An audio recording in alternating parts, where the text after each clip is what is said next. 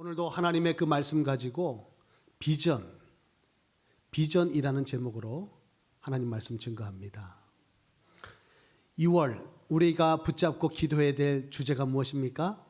말씀의 증인. 말씀의 증인. 우리 생수의 강교회는 말씀의 연결고리를 가지고 있습니다. 1월의 말씀 이어서 2월의 말씀으로 이어진다는 거예요.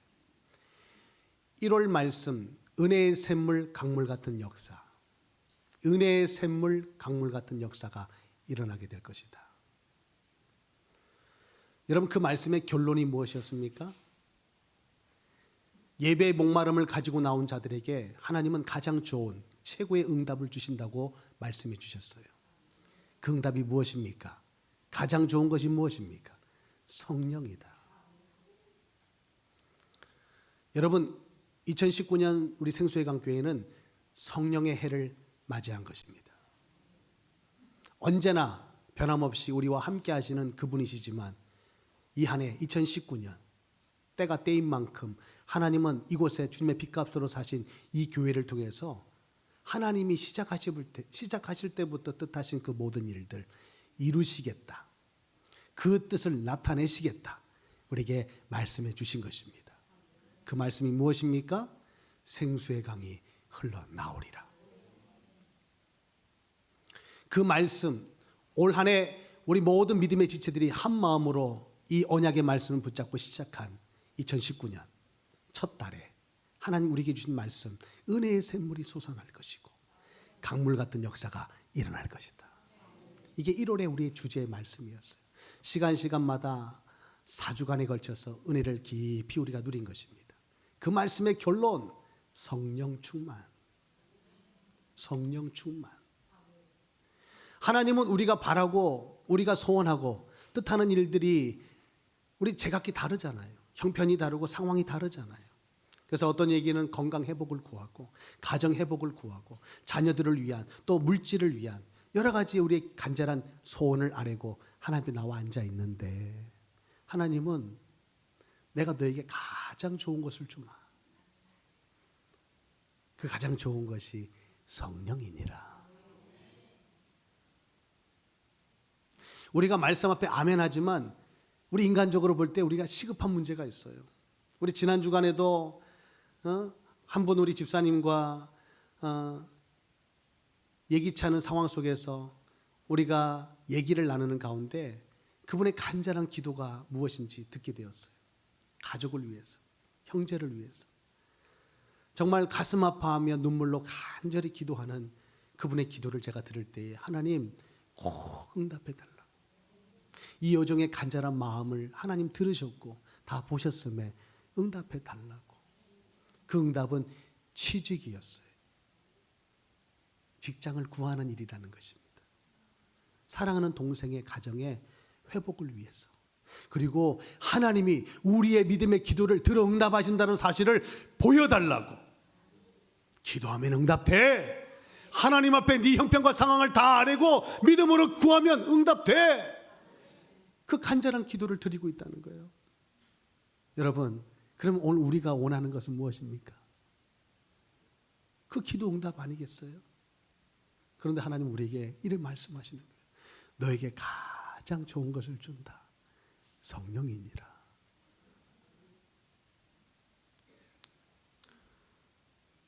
여러분 정말 인정하세요? 여러분의 인생에 하나님 앞에서 우리가 받고 누리는 최고의 응답이 성령임을. 저는 2월의 주제를 놓고 계속해서 말씀을 묵상했어요. 1월의 말씀의 결론이 2월의 주제가 되는데 하나님 성령 충만, 목마른 예배의 목마름을 가지고 나온 우리 모든 심령에 하나님이 주시는 최고의 응답 성령 충만. 그 성령 충만 아멘입니다. 자, 그렇다면 2월의 주제는 성령 충만입니까? 성령 충만으로 그 문을, 은혜의 문을 열어야 됩니까? 계속 하나님께 여쭙고 그 말씀을 묵상했어요. 그때 제 안에 마음에 강한 감동이 인 것입니다. 그 성령 충만을 왜 주시고자 하는가? 이것이 왜 우리에게 가장 좋은 것이라 하나님 말씀하시는가? 여기에 물음이 생겼어요. 그래서 여쭤본 거예요. 하나님, 왜 우리가 이 모양 저 모양 이런 형편 저런 형편 속에 다른 형편 속에 간절히 소원하는 바가 있는데 어찌 성령이 가장 좋은 응답이라 말씀하십니까? 왜 그 응답을 우리에게 그 은혜를 주시고자 하십니까? 이것이 2월의 주제가 된다는 주님의 그 감동을 제가 받게 된 거예요.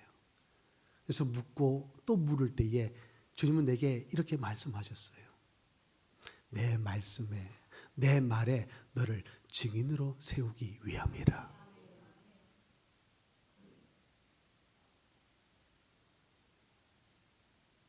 여러분, 성령 충만이 왜 필요합니까? 여러분 정말 인생을 살아가면서 성령 충만보다 더 급한 거 있지 않아요?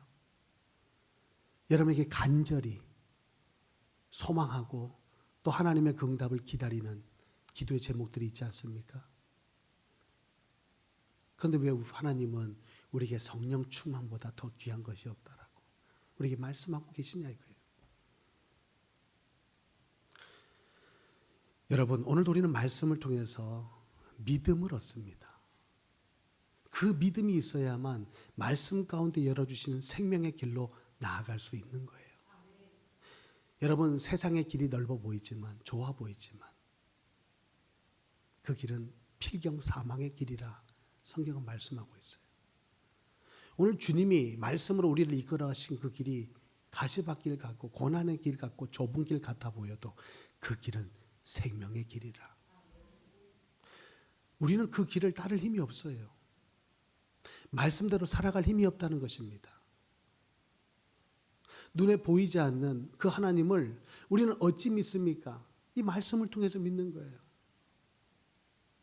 그 믿음이 기적인 것입니다. 믿어진다는 사실이 기적이 아닙니까? 그리고 그 믿음 안에서 우리는 살아가는 삶이 오늘 말씀인 것을 다시 고백하는 거예요. 하나님은요, 이 믿음을 가지고 말씀 안에 사는 자들을 통해서 하나님의 영광을 나타내시기를 원하신다는 겁니다. 하나님이 하나님 되게 하시고 예수가 그리스도 되시면 오늘도 성령 하나님이 나와 함께 하시면 어떻게 우리가 나타내냐 이거예요. 그것이 바로 말씀의 증인이 아닌가. 여러분, 이 시대에 여러분을 하나님께서 말씀의 증인으로 부르셨다는 사실을 오늘 이 예배 가운데 깨닫고 돌아가기를 축복합니다. 나를 하나님께서 말씀의 증인으로 부르셨다. 여러분, 증인은 대단한 거예요. 부활하신 주님이 마지막 마치 유서와 같이 남긴 말씀이 무엇입니까? 승천을 앞두고 너희는 아버지께서 약속하신 것을 붙잡고 예루살렘을 떠나지 마라. 어떤 핍박과 박해가 너희들을 위협할지라도 아버지의 약속을 붙잡고 너희는 예루살렘을 떠나지 마.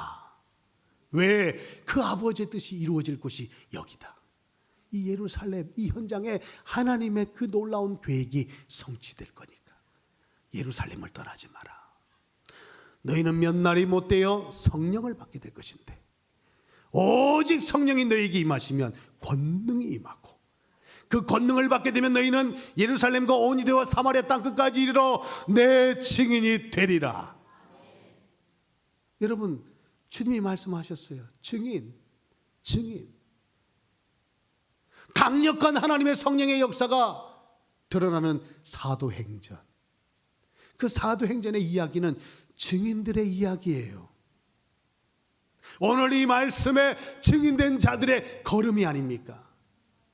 여러분, 증인으로 선다. 네가 바로 하나님의 증인이야. 말씀의 증인이야. 이 복음의 증인이야. 이 말이 얼마나 귀한 말씀인지 몰라요. 여러분, 하나님이 이 말씀에 증인된 여러분을 부르셔서 하나님의 영광을 드러내시겠다잖아요. 하나님의 뜻을 세상 가운데 나타내 보이시겠다잖아요. 여러분, 이 말씀이 가슴 뛰지 않아요? 저는 1월에도 은혜의 샘물, 강물 같은 역사에 그 주제의 말씀에 가슴이 벅찼어요. 그런데 2월에는 더하는 은혜가 있는 줄 믿습니다. 네가 바로 말씀의 증인이다. 생수의 강이 흘러나오리라. 이것은 단순히 내 벽 뒤에 붙여놓은 표가 아니요 우리가 한 해 부르짖는 구호가 아니라 하나님의 사신 말씀인 거예요. 생수의 강이 흘러나오리라. 이것을 어찌 봅니까? 여러분이 말씀의 증인이 될 때 그 말씀은 성취되고 그 말씀 가운데 사신 하나님을 우리가 보게 되는 것입니다. 말씀의 증인, 말씀의 증인. 우리 옆에 분하고 서로 설날을 앞두고 있는데 최고의 축복의 말씀을 우리가 나눕시다. 당신이 말씀의 증인입니다. 아멘입니다. 아멘입니다. 그래서 말씀에 증인된 삶을 살아가야 될 여러분에게 꼭 필요한 게 뭐냐? 그게 성령 충만이요.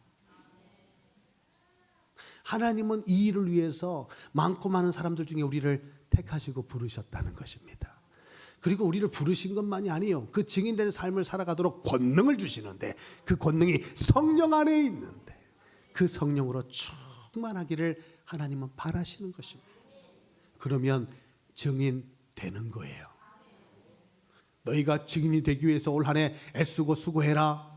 더 열심히 기도해라. 이게 아니고 증인이 되느니라. 아멘. 이게 은혜인 거예요. 이게 복음인 거예요. 오늘도 이 강단에서 선포되는 말씀의 증인 되기를 축복합니다. 생수의 강이 흘러나오리라. 은혜의 샘물이 터져나고 강물 같은 하나님의 역사가 일어난 그 현장에 여러분이 목격자가 되고 그 말씀에 증인되는 이 한 해가 되기를 소망하고 축복하는 것입니다. 그래서 오늘도 우리는 예배 시간에 성령 충만, 삶의 자리로, 여러분의 생업의 일터로, 여러분의 가정에서 또 현장에서는 말씀의 증인으로 살아가는 한 해가 되면 어떻게 되시겠어요? 힘나지 않아요? 아멘입니다. 그래서 저는 오늘 말씀 묵상하면서 예배 속에 성령 충만, 삶 속에 말씀 증인. 그러면 하나님의 일하심으로, 하나님의 스토리로, 하나님의 이야기로 가득 찬 이 한 해가 될 줄 믿습니다. 그것이 바로 생수의 강이 흘러넘치는 이 한 해가 아닙니까? 아멘입니다. 벌써부터 여러분의 마음은 이 자리에 하나님 앞에 예배하러 나왔지만 고향을 향해 달려가고 계신 분도 있을 거예요. 사랑하는 부모, 또 형제, 일가 친척을 만나 뵐 때 우리의 가슴에는 특히 명절이 되면 뜨거운 가슴이 있어요. 가족 구원, 가문 복음화. 오늘 이 자리에 말씀 들고 선 이 목사에게도 그런 뜨거운 가슴이 있는 것입니다. 제가 종갓집 장손입니다. 여기 그래도 인생의 세월이 있으시고 나이가 연륜이 있으신 분들은 종갓집 장손의 의미를 잘 아실 거예요. 제 위치, 제 역할. 우리 친가는 부산 쪽에 거의 다 사시는데 원래 고향은 남원입니다. 전라도 남원. 여기 전라도민이 많이 계실 줄 아는데 일찍이 부산으로 이주해서 터를 잡고 그렇게 우리 친가는 자리를 잡아서 우리 아버님 형제가 9남매신데 모이면 한 자리에 한 집에 모일 수가 없어요. 제가 그 장손인데 그 집안의 장손인데 할 일이 얼마나 중요한 일이 있겠어요. 아직도 제사를 지내는데. 그럼 그렇게 우리가 생각해 보면 저는 이미 내놓은 자식이 된 거예요. 왜? 장손의 역할을 할 수 없으니까. 그 역할 중에 가장 중요한 역할이 제사상을 차려놓고 해야 될 일이 많아요. 그리고 우리 작은아버님, 우리 삼촌들이 거는 기대가 적지 않습니다. 그런데 군생활 10년 만에 그 기대가 꺾였고 이제 군생활 끝나면 와서 제 몫을 다 할 줄 알았는데 뭐 목사가 돼가지고 뭐 교회를 지킨다니까. 10년은 나라를 지킨다고 안 오더니 이제는 교회를 지킨다고 안 오니까 너는 내놓은 자식이다. 제가 웃지만 이 웃을 수 없는 이야기입니다. 제 친가에서 저희 부모님들은 어찌할 수 없어서 너는 나라의 몸이고 너는 하나님의 종이니 네 길을 가라는 거예요. 그리고 집에 와서 네가 목사가 됐다고 해서 설교하지 말라는 거예요. 아무도 네 얘기를 들어줄 사람은 없으니까. 충분히 이해하시죠? 그러나 늘 기도하는 것입니다. 하나님, 이 종을 부르실 때는 우리 가문을 향한 하나님의 계획이 있을진데 이 40 중반을 넘어서 이때까지 하나님은 왜 우리 가정에 그 역사를 이루시지 않냐고 간절히 기도해요. 그리고 우리 아버님, 우리 집안의 가장 큰 어른인 아버님이 사실은 왕년에는 집사직분도 받으셨던 분이에요. 그런데 이제 저희가 자라고 집을 떠나오고 가족이 뿔뿔이 흩어져 사니까 아버님이 그 믿음을 지키기가 어려운 거예요. 왜냐? 그냥 따라 나왔기 때문에. 가족을 따라 교회를 다녔기 때문에. 하나님을 만나고 그 심령 속에 하나님의 그 성령이 그 영혼을 사로잡고 있다면 어찌 그럴 수 있겠어요? 아버님께 계속 얘기했어요. 아버님, 지난 시간 받았던 직분이 문제가 아니고 이 시간 이 자리에서 하나님을 만나십시오. 그러면 아버지를 통해서 우리 가문을 향한 하나님의 계획을 이루실 겁니다. 그 일에 아버님이 생전에 그 사명을 다하셔야 돼요. 제가 그 일을 위해서 기도하겠습니다. 아버지를 돕겠습니다. 그때마다 아버님은 알았다. 기다려라. 내가 네 마음 다 안다. 내 아들이 목사인데 목사의 뜻을 내가, 하나님의 뜻을 내가 저버리겠냐. 그러나 때가 아닌 것 같다. 아직은 그럴 수 없다. 내 동생들을 생각할 때, 우리 가문을 생각할 때 그럴 수 없다. 저희 아버님은 성정이 참 착하신 분이세요. 동생들을 참 배려하세요. 우리 삼촌들이 그렇게 제사에 대해서, 그리고 제사를 지낼 때 여러분 믿지 않는 불신 가정이 오히려 그 제사 중심으로 더 똘똘 뭉치고 하나 되는 거 아십니까? 제삿날이면 먼 친척들도 다 한자리에 모이세요. 그리고 그 제사에 예를 갖추는 거예요. 마음을 다 쏟는 거예요. 그것이 가문이 잘 되고 후손이 잘 되는 줄 믿는 겁니다. 근데 우리가 복음을 깨닫고 그 어둠의 자리에서 나와 보니까 그것이, 그 배후에는 귀신을 섬기는, 그것이 3, 4대가 망하는 길인 것을 우리는 비로소 깨닫게 된 거예요.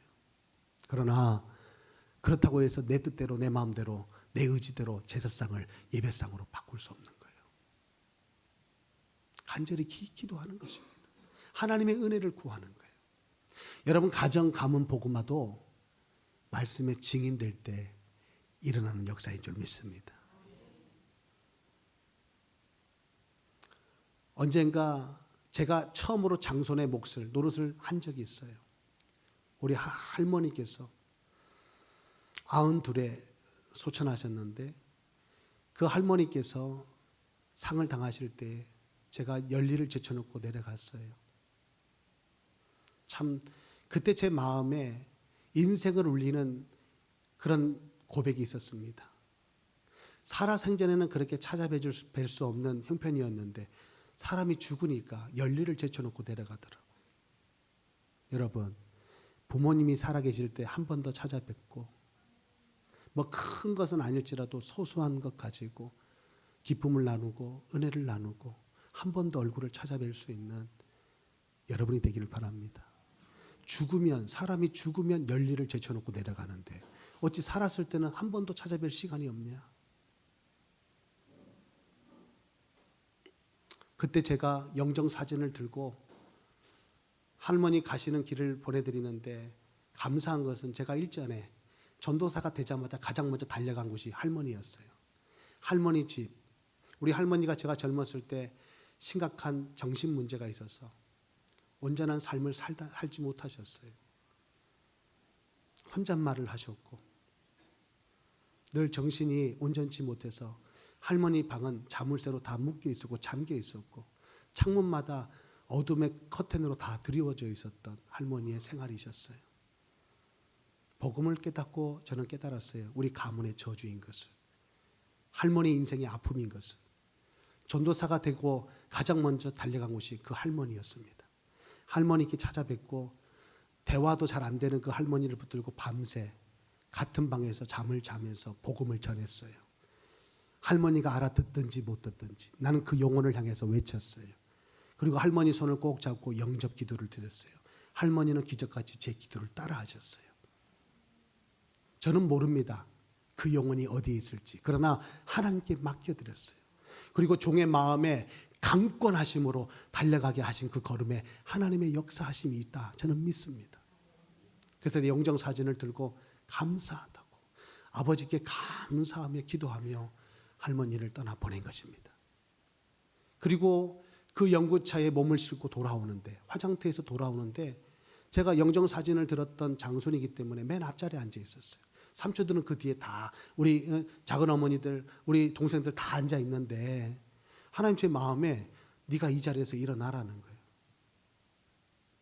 일어나. 네가 말할 때야. 우리 아버님이 평상시 저한테 하신 말씀이 있어요. 절대로 집안에 와서 네가 목사가 됐다고, 하나님의 종이 됐다고 설교를 하지 마라. 네 말을 들을 마음이 아니다. 네가 장손 노릇도 못하는데 네가 목사가 되고 설교 전도사가 됐다고 와서 설교를 해대면 삼촌들 마음이 불편해. 그러니까 절대 너는 입을 열지 마라. 신신당부하셨거든. 제가 그 자리에 앉아 있는데 달리는 버스 안에서 이 말을 전해야 된다는 게 얼마나 어려운지 몰라요. 저도 성정이 보시다시피 착해요. 그리고 남이 불편한 것을 하기가 어려워요. 그리고 그 분위기가 어떤 분위기입니까? 참담한 분위기 속에서 제가 일어나서 무슨 물건 팔려고 버스에 오른 사람도 아니고 마이크를 잡고 뭔 얘기를 해야 된다. 이거 어려운 일이에요. 근데 계속 제가 싸우는 거예요. 내 안에서 두 자아가. 일어나, 안 돼요. 일어나, 안 돼요. 그때 제 마음에 에라 모르겠다. 일단 일어나고 보자.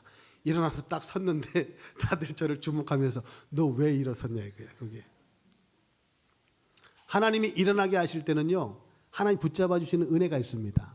제 마음을, 이 심약한 마음을 딱 강하게 잡아주셔서 우리 기사 양반 어른한테 제가 마이크를 달라 했어요. 마이크를 딱 잡고 그때부터 복음을 전했습니다. 아니, 지금 생각해도 막 정말 부끄러워요. 저도 복음 전하는 게 좀 부끄러울 때가 있어요. 그런데 그냥 안면 몰수하고 그 자리에서 제 마음을 고백한 것입니다.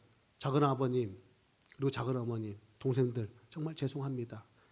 내가 나라를 지킨다고 또 교회를 지킨다고 못 찾아뵌 것은 정말 인간적으로, 육신적으로 참 마음이 정말 아프고 죄송하다고. 그러나 오늘 이 자리에서 할머니를 떠나보낸 이 슬픔의 마음에 하나님이 부어주시는 은혜가 있습니다. 그 마음을 우리가 함께 받기를 원한다고 복음을 전했는데 아무도 안 들어요. 처음에 이렇게 보더니 제가 설교를 딱 시작하니까 고개를 싹 감추고 의자 뒤로 다 숨더라고. 그러든 말든지 일단 일어났으니까 칼을 뽑았으니까 물을 자르고 앉아야 될 거 아니에요. 복음을 다 전하고 앉았는데 앉고 나니까 귀가 얼마나 빨개지는지, 얼굴이 얼마나 홍당무처럼 빨개지는지, 하나님의 은혜에 잡혀서 그 순간 복음을 전했지만 앉아보니까 정신이 드는 거야. 자리에 앉아서 얼마나 부끄러운지. 버스가 도착해서 내리는데 가족들의 얼굴을 못 쳐다봤어요. 그런데 놀랍게도 우리 작은 아버님 바로 동생, 둘째 작은 아버님이 제 손을 딱 잡더니 야 성원아, 오늘 네 설교에 감명 깊었어. 내 마음에 감동이 있었다. 그래서 내가 요즘에 작은 아버님이 이혼을 하시고 마음이 가정이 아프셨어요. 많은 아픔이 있었는데 내가 많이 힘들어서 술 마시고 이 삶이 완전히 이제 무너지다시피 하다가 정신을 차렸다. 술 담배 좀 끊었어. 내 좀 교회 나가려고 그래. 교회를 찾아보는데 작은 교회, 집 앞에 있는 작은 교회 갔더니 너무 사람들이 나를 막 너무 그렇게 하니까 부담되고, 큰 교회 가니까 뭐 어디가 어딘지 몰라서 잘 모르겠더라. 내가 어느 교회 나갈지 네가 좀 알려줘라. 그러는 거예요. 여러분 한 건 했잖아요. 그래서 제가 정말 부끄러워서 얼굴을 들지 못하는 제게 그 작은 아버지의 말 한마디는 제 가슴을 울리고 하늘을 울리는 하나님의 음성이었어요. 아, 이 심령을 하나님이 아시고 나를 그렇게 강권해서 일으키시사 그 말씀을 복음을 증거케 하셨구나. 여러분 우리 작은 아버지 지금 신앙생활 잘하고 있을까요? 안 하고 있을까요? 잘하고 계세요. 더 놀라운 사실, 그 제사상을 우리 힘으로 결코 바꿀 수 없는데 동생들을 배려한다고 늘 제사를 지극정성으로 드리는 우리 아버지신데 작년에 전화가 왔어요. 성원아, 내가 이번에 추석 때 얘기했다. 지금부터 나는 제사를 지내지 않는다고. 여러분 여러분은 아무 감동이 없어도 저는 막 소름이 돋는다니까요. 우리 집안에도 역사가 시작된 줄 믿습니다. 아픔이 있어요. 그러기까지는 숱한 아픔이 고통이 있었어요. 그러나 하나님은 그 아픔을 은혜가 되게 하시고 또 여호와 하나님을 찬송케 하시는 구원의 역사가 되게 하신 줄 믿습니다. 이 일이 어찌 된 일입니까? 말씀이 들어가기 때문에 그래요. 여러분, 설 명절 여러분이 말씀의 증인으로 서면 어떨까요? 말씀을 잘할 수 없어요. 저는 목사님처럼 전도사님에 대해서 설교를 할 수 없잖아요. 괜찮아요. 여러분, 이 말씀 속에는 빛이 있어요. 말씀에는 생명의 빛이 있습니다. 일어나기만 해라. 여호와의 영광의 빛이 내 위에 임하였음을 그들이 보게 되리라. 아멘. 일어나는 거 믿음이에요. 버스 안에서 일어나는 거 믿음이에요. 쪽팔린 것을 무릅쓰고 일어나는 게 믿음이에요. 그리고 주님께 맡기는 거예요. 모든 상황을. 내 한 몸을 드리오니 하나님이 우리 가정을 구원하시는 그 일에 나를 도구로 써달라. 그 마음 하나면 되는 거예요. 그러면 내 입술을 하나님이 주장하시고 내 생각과 마음을 하나님이 붙드셔서 그 시간에 그 심령이 들어야 될 그 말씀을 입에 담아주시는 거예요. 여러분, 여러분에게는 이미 그 믿음이 있는 것입니다. 왜냐? 이 자리에 하나님 부르셨잖아요. 그리고 이 말씀을 들려주시잖아요. 이 말씀을 주실 때 그냥 주시지 않고 성령의 충만함을 부어주사 이 말씀을 따라가 순종할 때 하나님은 그 말씀이 빛이 되어서 그 어둠에 사로잡혀 있는 영혼이 이제는 자유케 하시고 이제는 하나님의 구원의 은혜 속에 들어오도록 하나님 역사하실 줄 믿습니다. 가문 보고만은 그때 일어나는 거예요. 여러분 꼭 기억하세요. 나를 말씀의 증인으로 부르셨구나. 축복의 통로, 은혜의 통로가 되는 거예요. 여러분 한 사람 때문에 가정이 살고 가문이 살아나는 것입니다.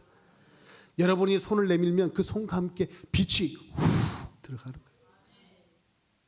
저희 교회에 와서 하나님을 아직 만나지 못하고 영접하지 못한 사람은 다 상담실로 안내해 주시는데 상담실에 들어갔다 나오면 그 빛을 받고 나오는 거예요. 아멘. 누구든지 드러나 보세요. 저하고 딱 10분만 딱 얘기하면 우리 주님을 영접하도록 하나님 그 마음을 여세요. 근데 저는 놀라운 사실을 봤어요. 이 복음을 제시할 때, 말씀을 제시할 때 마음의 문을 열었다 닫았다 열었다 닫았다 하세요. 믿을까 말까 믿을까 말까. 그때 제가 놀라운 사실을 깨달았어요. 저는요, 우리가 가슴이 활짝 열어야 주님이 내 안에 들어오신 줄 알았는데 아니더라고. 고민하면서 설득당하지 않으려고 정신을 바짝 차리고 말씀을 듣고 있지만 가슴이 벌렁벌렁 하거든요. 이 복음 앞에 마음이 열렸다 닫혔다 닫혔다 열렸다 닫혔다. 그때 주님은 놓치지 않고 빛으로 쑥 들어가 버리는 거예요.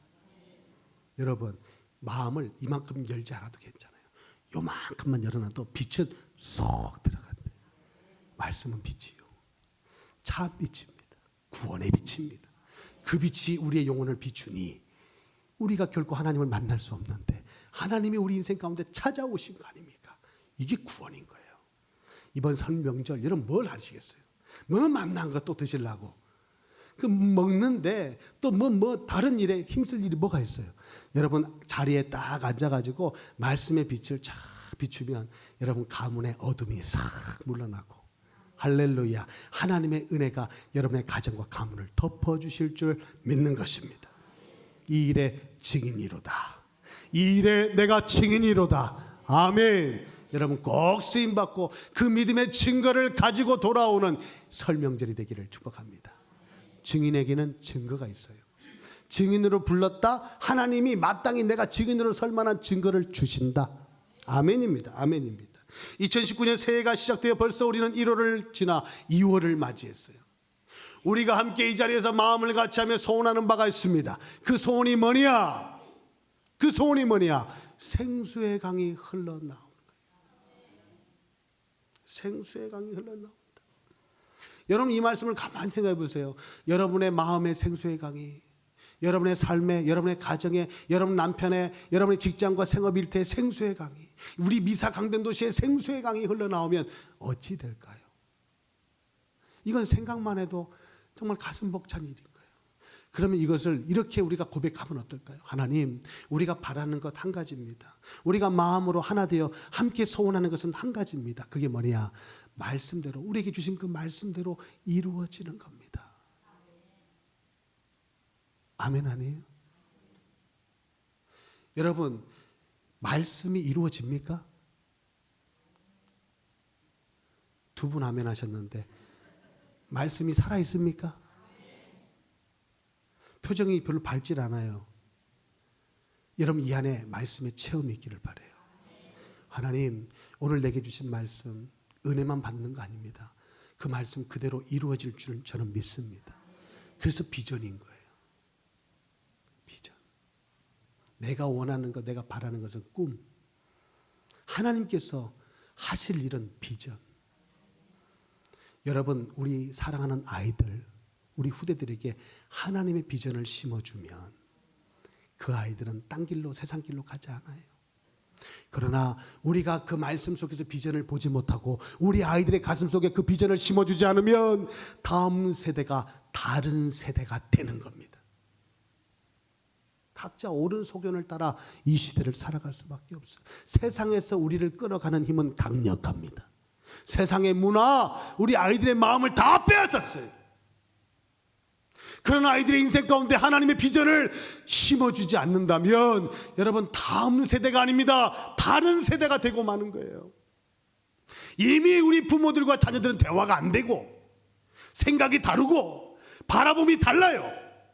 다른 세대가 아닙니까? 그러나 우리가 그 아이들과 세대 격차가 있고 세대지간 얼마나 많은 차이가 있습니까? 그러나 영으로 하나가 되고 언약으로 하나가 되고 믿음으로 하나가 되어질 때 우리 아이들은 다음 세대의 길을 걸어가는 거예요. 아멘입니다. 오늘도 말씀 속에서 하나님의 비전을 볼 때 그 비전이 우리 아이들의 가슴 속에 심겨질 때에 가능한 일이 아닙니까? 오늘도 그 믿음의 주인공이 되시고 증인 되셔서 여러분 그 말씀 앞에 서고 여러분을 통해서 가정과 가문이 다 살게 되는, 하나 되는 역사가 있게 되기를 주님의 이름으로 축복합니다. 오늘 본문 말씀 에스겔 37장은 사실은 소망이 끊어진 때에 주신 말씀이에요. 오늘처럼 우리가 평안하게 설 연휴 명절을 앞두고 평안하게 있을 때 주신 말씀이 아니고 예루살렘이 다 함락되고 그 땅은 다 짓밟히고 그 나라 백성들은 다 뿔뿔이 포로로 끌려가 있는데 오늘 바벨론의 그발강가에서 하나님이 부르신 에스겔에게 주신 예언의 말씀인 거예요. 장차 이스라엘에게 이런 회복의 때가 올 것이다.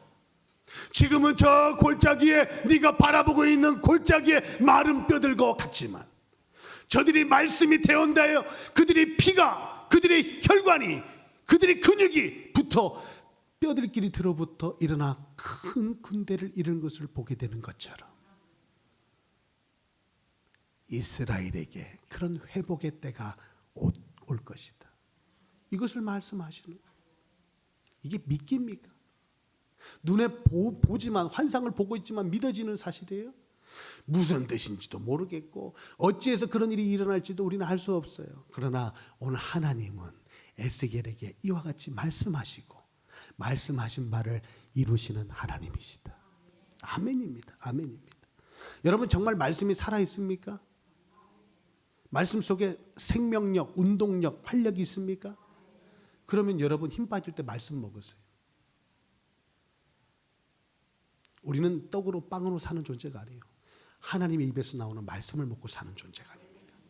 우리는 영적 존재인 거예요. 영이 잘된 같이, 내 영혼이 잘된 같이 범사가 잘 되는 거예요.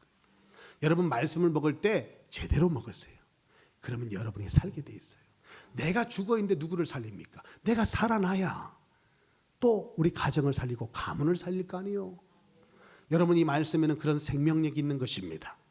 오늘 에스겔서 31장 말씀을 여러분 이번 한 주간 깊이 묵상해 보세요. 놀라운 은혜가 담겨 있잖아요. 놀라운 은혜가. 오늘 5절 6절 다시 봅니다. 주 여호와께서 이 뼈들에게 이같이 말씀하시기를 내가 생기를 너희에게 들어가게 하리니 너희가 살아나리라. 너희 위에 힘줄을 두고 살을 입히고 가죽으로 덮고 너희 속에 생기를 넣으리니 너희가 살아나리라. 여러분, 마른 뼈들이 어떻게 살아납니까? 그런데 이렇게 살아나게 될 때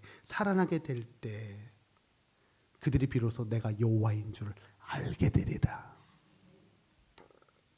여러분, 하나님이 하나님이심을 어떻게 합니까? 말씀의 역사를 통해서 하는 거예요. 여러분, 신앙생활에서 체험할 많은 것이 있겠지만 그 중에서 가장 좋은 체험은 말씀의 체험이에요. 우리가 신앙생활에서 받아야 될 응답 중에 응답은 기도의 응답이 아닙니까? 여러분, 그런 응답과 체험이 있는 이 한 해가 되기를 바라요. 그러면 살아날 거예요. 예배가 살아난다는 말은 무슨 말이냐면 말씀을 그렇게 듣는다는 거예요. 아, 이 말씀을 또 하나님이 이렇게 이루시려고 이런 비전을 가지시고 이런 계획을 가지시고 우리에게 말씀하시는구나. 벌써 예배 시간에 말씀 들을 때 내 영이 살아버리는 거예요. 여러분, 내 영이 말씀으로 사는데 그 영이 살아있는 자가 가는 현장은 살게 될 수밖에 없는 거예요. 오늘 그 응답의 주인공이 바로 여러분이신 것입니다. 오늘 에스겔은 그 말씀대로 대언합니다. 7절 10절 말씀. 대언할 때에 소리가 납니다. 움직입니다. 이 뼈 저 뼈가 들어맞아 뼈들이 서로 연결됩니다. 내가 또 보니 그 뼈에 힘줄이 생기고 살이 오르고 그 위에 가죽이 덮인 그 속에 생기는 없더라. 다 붙었어요. 다 살아나고. 근데 생기가 없네. 또 내게 이르시되 인자야 너는 생기를 향하여 대언하라. 생기에게 대언하여 이르기를 주 여호와께서 이같이 말씀하시기를 생기야 사방에서부터 와서 이 죽음을 당한 자에게 불어서 살아나게 하라. 그렇게 대언합니다. 이에 내가 그 명령대로 대언하였더니 생기가 그들에게 들어가매 그들이 곧 살아나서 일어나 서는데 극히 큰 군대더라. 할렐루야. 하나님은 오늘 여러분에게 말씀하십니다. 대언하라. 오늘 이 말씀을 듣고 이 말씀을 받는 자들이요, 이 말씀을 대언하라. 오늘 에스겔처럼 말씀을 대언했더니 소리가 납니다. 이 뼈 저 뼈가 들어붙습니다. 여러분, 이런 일들이 여러분 앞에 펼쳐진다면 우리 말씀을 어떻게 듣게 될까요? 제가 오래전에 강한 감동을 받았던 한 메시지가 하나님의 말씀을 1000명으로 받는 자들 앞에 세상은 무릎을 꿇을 것이다. 사극 드라마 어명이요. 마시면 죽는 줄 알지만 사역을 받아 먹고 죽습니다. 어명 앞에는 누가 거역할 자가 있겠어요? 그런데 하나님의 말씀은 1000명이요. 근데 우리는 1000명을 받고도 고개를 돌려요. 1000명을 받고도 내 마음대로 살아요. 1000명이요. 1000명인데 이렇게 편안하게 앉아서 말씀을 받을 수 있을까요? 초대교회 때는 일어나서 말씀 받았어요. 그리고 말씀 봉독이 끝나면 자리에 앉았어요. 우리도 그렇게 할까요? 우리 스탠딩 예배를 드릴까요? 하나님을 예배할 때도 찬양할 때도 일어서서. 어찌 우리가 1000명을 받는데 앉아서. 내년부터는 여러분 앉아있는 의자에 등받침을 없앨랍니다. 꼿꼿이 서서 앉아서 말씀을 받아요. 어떻게 뒤로 기대가지고 편안하게 말씀을 받냐. 1000명인데. 문재인 대통령이 다음 주에 우리 교회에 방문하신답니다. 저한테 전화가 왔어요. 안 믿으시네. 지난주 다음 주 11시 2부 예배 때 참석하시는데 11시 전부터 미사 원프라자 1층부터 5층까지 문은 싹 다 열려 있을 것이고 엘리베이터는 아무나 못 타요. 엘리베이터는 잡혀 있을 거예요. 대통령이 오기 전에. 그 엘리베이터는 못 타요. 여러분은 계단을 올라오셔야 돼. 경호원들이 못 타게 할 거예요. 죄송하지만 오늘은 엘리베이터를 사용 못 한다고. 계단으로 다 올라오시라. 그 대통령이 딱 오면 엘리베이터 문이 열려 있어요. 닫혀 있지 않습니다. 열려 있으면 대통령이 타십니다. 문이 닫힙니다. 올라옵니다. 우리 본당도 열려 있고 모든 문은 다 열려 있어야 돼. 대통령이 갈 때는. 왜? 대통령이니까. 권력자니까. 권력자가 가는 길에는 문이 자동문은 자동으로 열리고 수동문은 누군가가 열어놔요. 그렇죠? 저는 이걸 깨달았어요. 대단하지 않아요? 여러분, 대통령의 권위보다, 아니 우리 문재인 대통령보다 트럼프 대통령이 좀 내가 볼 때는 힘이 더 센 것 같아요. 나라가 사이즈가 커서 그런지. 트럼프 대통령이 가지고 있는 권력, 미국의 모든 군사력을 총동원해도, 모든 세상의 모든 권력자의 권력을 총동원해도 우리 하나님의 권위 아래 아닙니까? 하나님의 말씀을 앞장 세우고 가면 자동문은 자동으로 열리고 수동은 수동으로 열려요. 아멘. 혹시 여러분 인생에 닫힌 문이 있습니까? 막힌 문이 있습니까? 말씀을 앞장 세워보세요. 말씀은 천명입니다. 하나님은 오늘도 말씀 가운데 살아계세요. 이 말씀을 천명으로, 하나님의 말씀으로 받고 그 말씀대로 순종하며 나아가는 자들의 걸음 앞에 말씀의 역사, 말씀의 권위 때문에 우리의 현장에 문이 열린다. 문이 열린다는 거예요. 문이 닫힐 수 없어요. 하나님이 함께 하시는데. 여러분, 말씀이 대원되면 살아납니다. 말씀에는 하나님의 영이 있어요. 하나님의 영은 살리는 영이 아닙니까? 에스겔서 47장에도 성전에서 스며 나오는 물줄기가 흘러가는 곳마다 솟게 되고 번성케 되었더라. 다 살아나는 거예요. 하나님의 말씀에는 생기가, 생명의 기운이 있어 다 살게 하는 거예요. 마른 뼈가 무엇입니까? 마른 뼈들도 들어붙어 살아나는 거예요. 큰 군대를 이루는 거예요. 여러분, 이것은 절망 속의 소망인 것입니다. 하나님의 말씀에 참된 소망이 있는 거예요. 여러분, 가정을 보세요. 가문을 보세요. 아니, 내 자신을 보세요. 여러분, 소망이 어디 있습니까? 아닙니다. 우리 속에 있는 하나님의 말씀 가운데 생기가 있습니다. 그 속에 소망이 있는 거예요. 소망이 있는 거예요.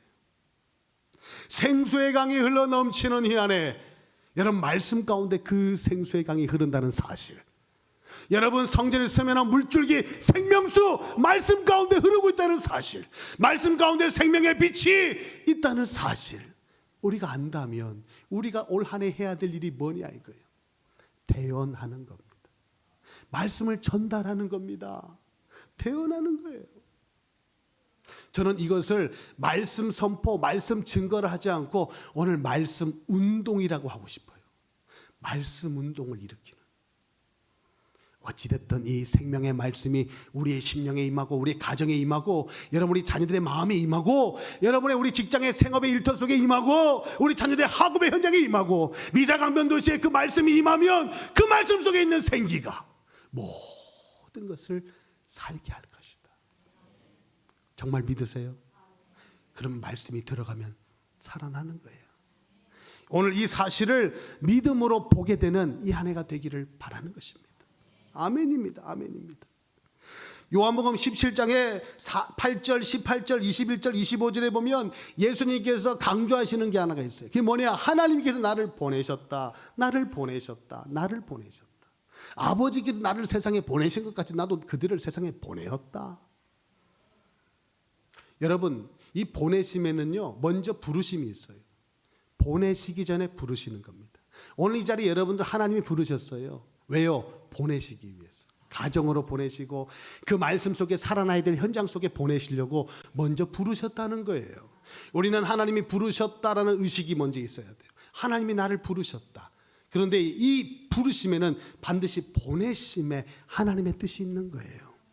그래서 이 땅에 보내심을 받은 예수님은 십자가상에서 아버지의 뜻을, 그 말씀을 다 이루신 것입니다. 다 이루었다. 아버지의 뜻을 이루신 거예요. 보내심을 받은 자는 이루어야 될 뜻이 있다는 거예요. 우리가 오늘 부르심을 받을 때 하나님의 뜻을 아는 거예요. 그것이 말씀이 아닙니까? 이 말씀을 통해서 하나님의 뜻을 아는 자가 이제는 보냄을 받을 때에 내가 보냄을 받은 그 현장에 하나님의 뜻이 이루어지는, 하나님의 역사가 이루어지는, 말씀의 체험이 있는 그 증거를 가진 자가 말씀의 증인이 되는 거예요. 여러분, 하나님은요, 오늘 말씀에 증인된 삶을 살아가는 한 사람을 통해서 이 세상에 당신을 드러내시기를 원하시는 거예요. 하나님의 영광을, 하나님의 역사를 나타내시기를 원하신다. 그로 말미암아 우리가 예수 그리스도를 통해서 하나님을 보았듯이, 하나님을 만났듯이, 여러분 그 말씀에 증인된 삶을 살아간 여러분을 통해서 또 문영원히 하나님을 만나게 되고 그 영혼이 구원을 얻는 것입니다. 아멘입니다. 아멘입니다. 빙산의 일각이라는 말이 있어요.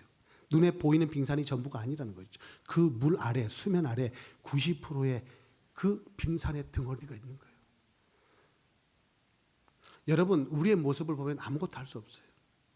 그래서 여러분 안에 있는, 여러분과 함께하고 계시는 성령 하나님, 그리고 우리가 받은 그 말씀 속에는 하나님의 놀라운 하늘 배경이 있는 거예요.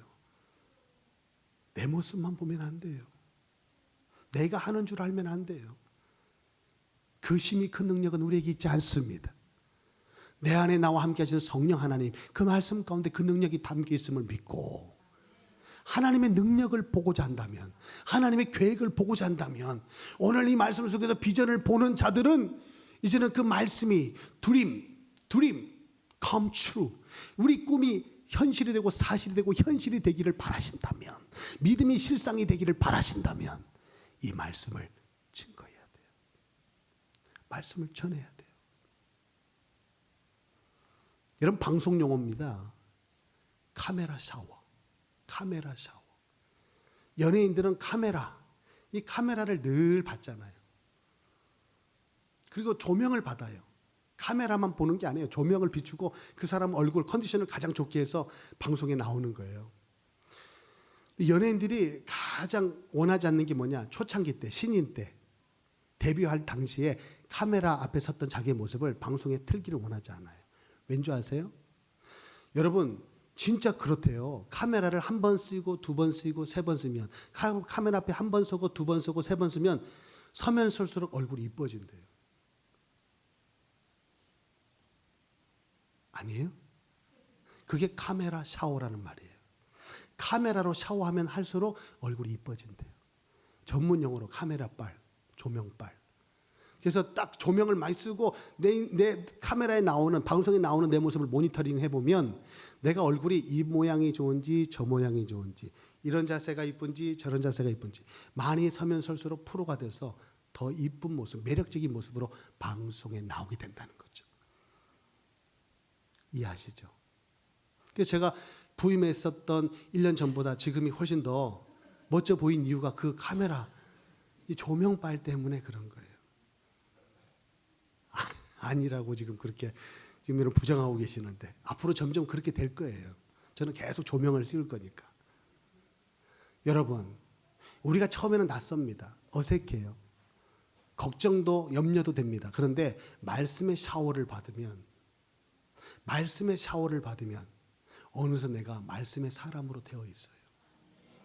여러분이 얼마나 매력적인 사람인지 몰라요. 저는 목사가 돼서 많은 연령층, 많은 계층의 사람들을 만나지 않습니까? 그가 어떤 지식인일지라도, 어떤 권력을 가진 일일지라도 하나님의 말씀의 권위를 들고 딱 가면 순한 양이 돼요. 여러분, 말씀의 권위 아래 세상이 있습니다.